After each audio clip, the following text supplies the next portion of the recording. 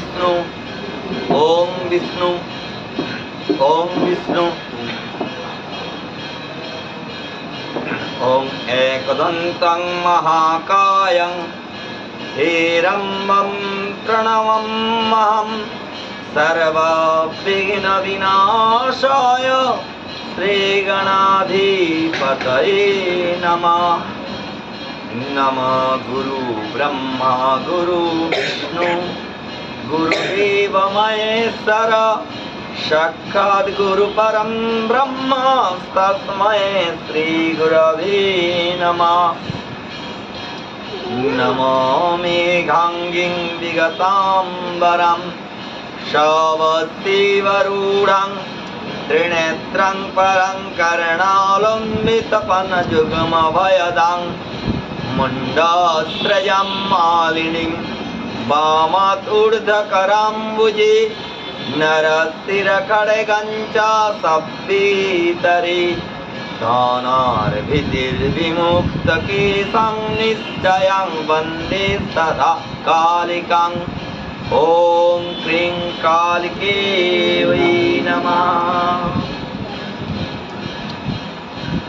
ॐ मूकं करोति वाचालं पङ्गुलङ्घते गिरिं यत्कृपातमहं वन्दे परमानन्दं माधवं। यं ब्रह्मा वरुणन्तस्तन्न देवैरुपनिषदैर्गायन्ति यं सेमगा ध्येनावस्थित तद्गतेन मनसा पश्यन्ति यं योगिनो यस्ताद्विदुसुरसुरगणा तस्मै देवैर्नमो नमः। काली काली कहिए काली काली कहिए काली काली कहिए जय जय श्री काली मैया की जय। जो माता जी का महिमा हम लोग वर्णन करने जा रहे हैं उस प्रसंग में कि माता जी का महिमा सुनने के लिए भी सबका भाग्य होना चाहिए और जिसको भाग में मिल गया सुनना और वो सुनते कोई ना कहीं बाधा आते हैं, सुन नहीं पाते। उसका कारण क्या है? कारण ये हमारा कर्ममय संसार जो कर्म के अनुसार चलते हैं और कर्म दूषित करते हैं। कैसे? हम लोग जैसे कोई क्लास में पढ़ाई करते हैं तो क्लास में एक साल पढ़ने के बाद टीचर लोग परीक्षा लेते हैं जो फाइनल होता है, लेकिन क्वार्टरली भी परीक्षा होता है, हाफ ईयरली भी परीक्षा होता है, जो 3 महीने में एक परीक्षा होता है, क्लास का परीक्षा होता है। तो इसी प्रकार माँ का जो श्रवण करते हैं उसी का श्रीधाम प्राप्ति के लिए माँ उसको तो शरण देंगे कि वहाँ से छांट के लेके।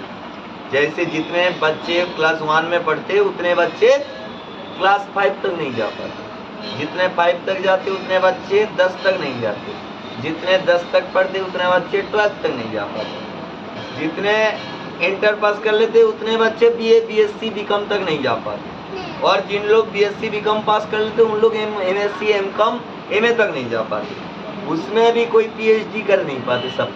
तो इसी प्रकार परीक्षा में फेल हो जाता, नहीं तो कोई मार्ग भटक जाता, कोई रास्ता दूसरा चुन लेता, किसी को नौकरी मिल जाता, कोई बिजनेस कर लेता, नहीं तो कोई राह भटक जाता, पढ़ाई नहीं कर पाता। उसी प्रकार माँ के भी जो कथा है, जो सुनना है, जो यहाँ बैठना है, माँ के दरबार में सुनना है, ये सबका भाग का नहीं मिल सकता। अगर आके भी लोग भटक जाएंगे और जुड़ के भी लोग भाग जाएंगे, और कोई कोई तो जुड़ के भी ऐसे रहेंगे, भैया सुन ये जो कथा चल रहा है ना वहाँ आपका बारे में तुझको नहीं मालूम, ऐसे भी मिलेगा। क्यों? नेगेटिव जो एनर्जी है वो चाहता है अगर हम तो नहीं जा पाए क्लास में, जो सारे बच्चे पढ़ते हैं कोई कोई फेलियर बच्चा अच्छे बच्चे को भी फेल कर देते। क्यों?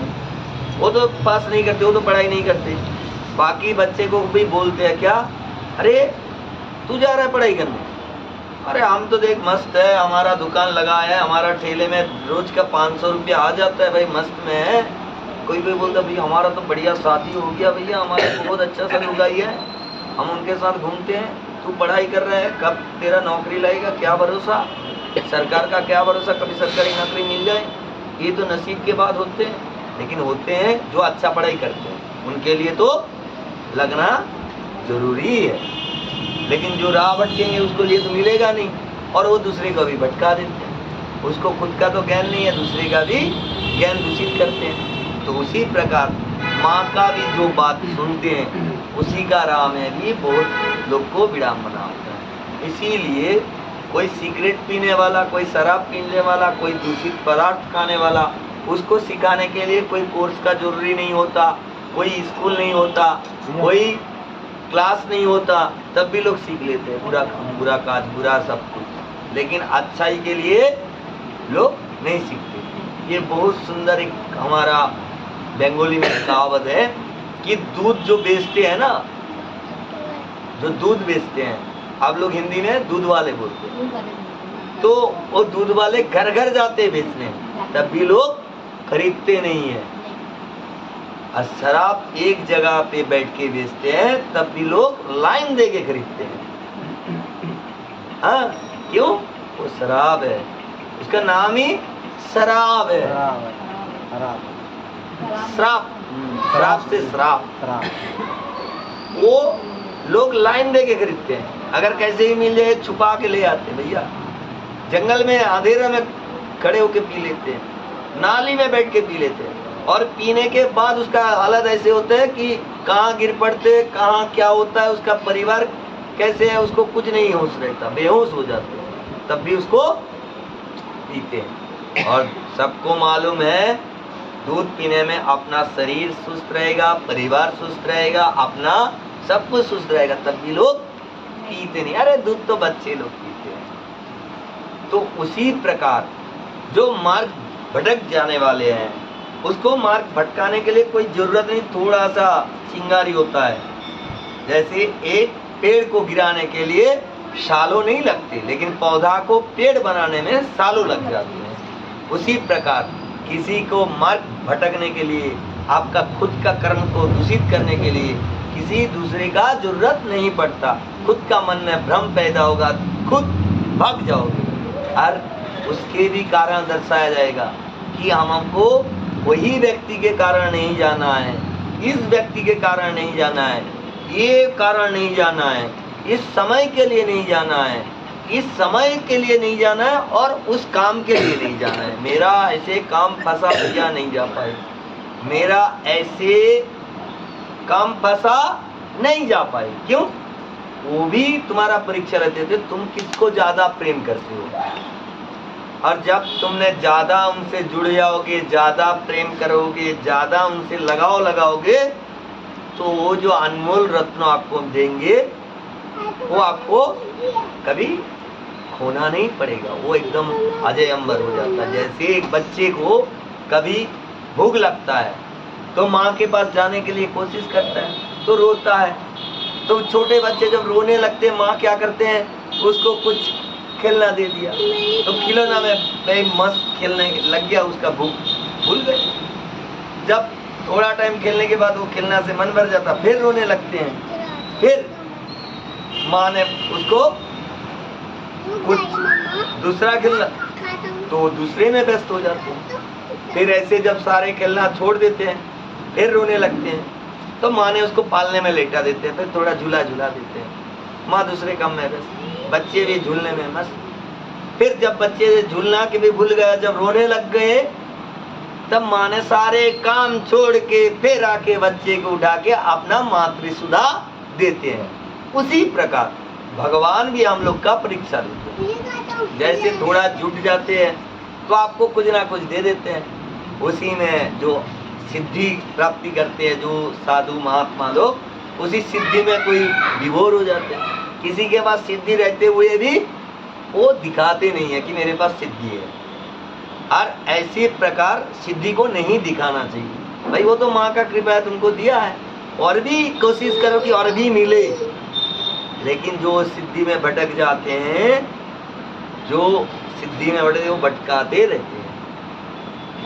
किसी को भाई मंत्र का सिद्धि है, किसी का तंत्र का सिद्धि है, किसी का जंत्र का सिद्धि है, हाँ? और बहुत सारे तो वचन तक सिद्ध कर लेते हैं, लेकिन और उसी प्रकार अगर ये होता तो लोग उसी में भटक जाएंगे। क्यों? वो इनका लीला चलता है, ये माँ है, बच्चे को हर प्रकार का खेलना इनके पास है।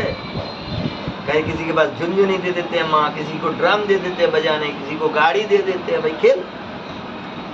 तो उसी प्रकार जब तुम ज्यादा इनसे जुड़ जाओगे, तुमको कुछ ना कुछ ऐसे देके मन भटकाएंगे, और जैसे तुम सारे खेलना से विभोर होके इनके ध्यान में लगे रहोगे, तो इन्होंने स्वयं तुमको अपने गोद में उठाएंगे।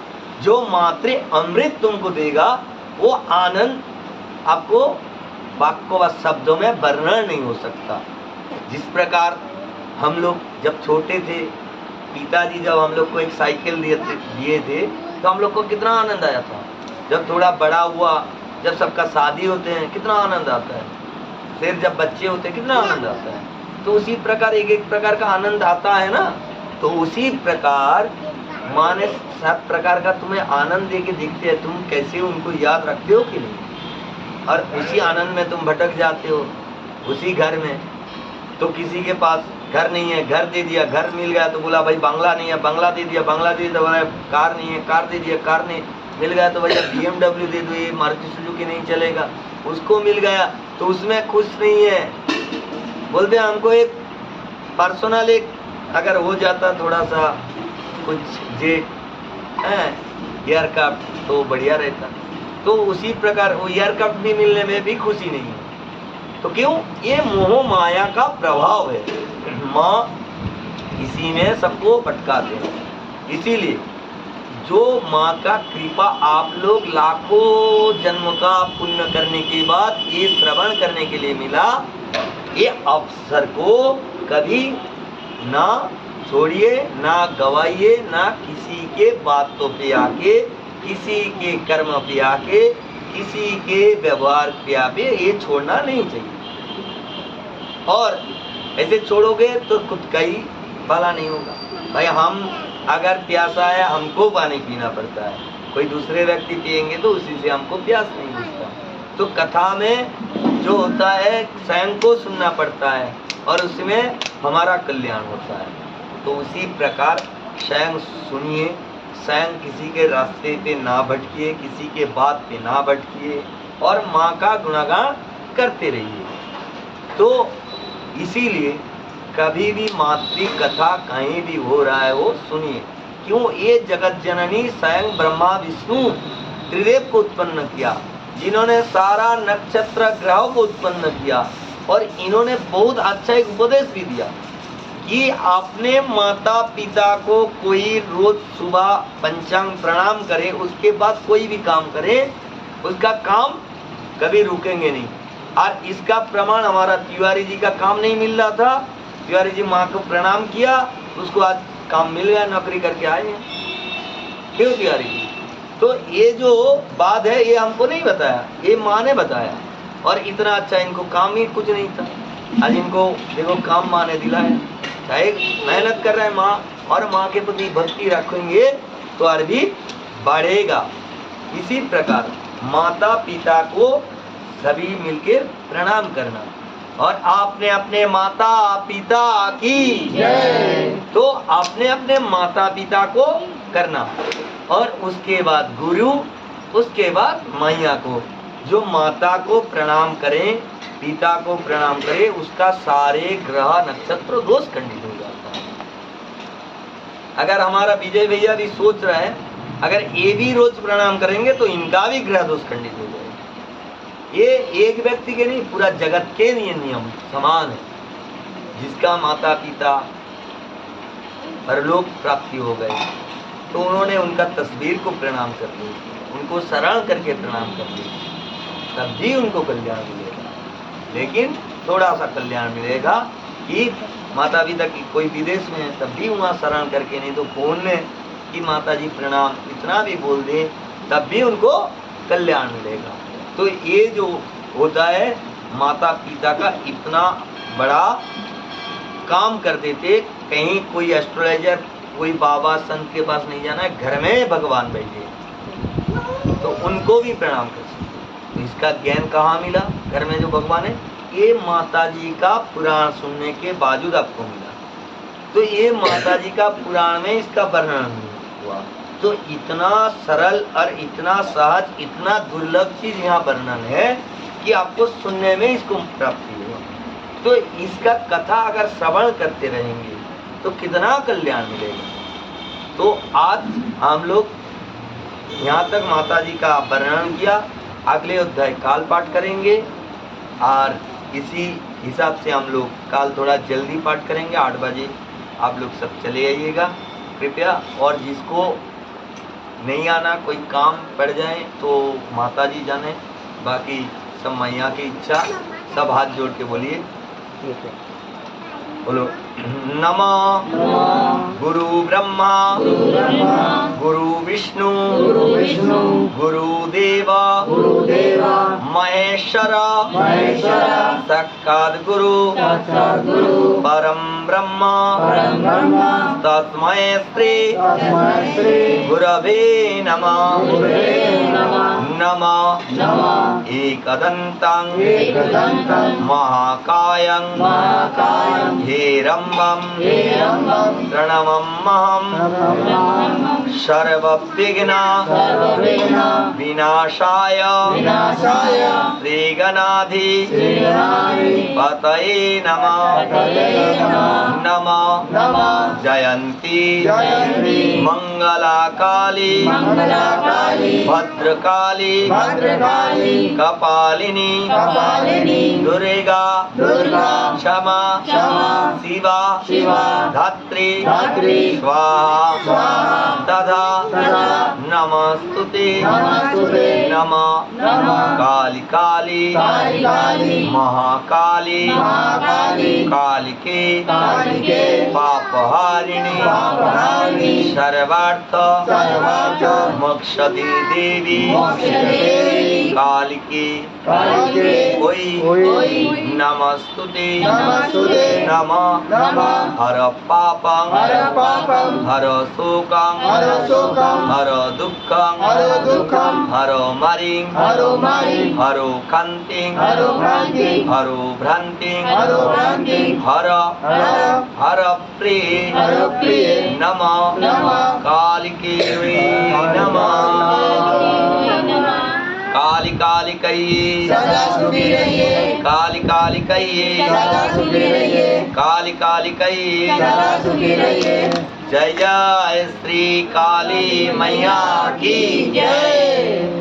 जय जय अपना गुरु की जय। जय जय अपने अपने माता पिता की जय। जय जय भक्तर भगवान की जय। जय आज के आनंद की जय। जय जय श्री काली मैया की जय।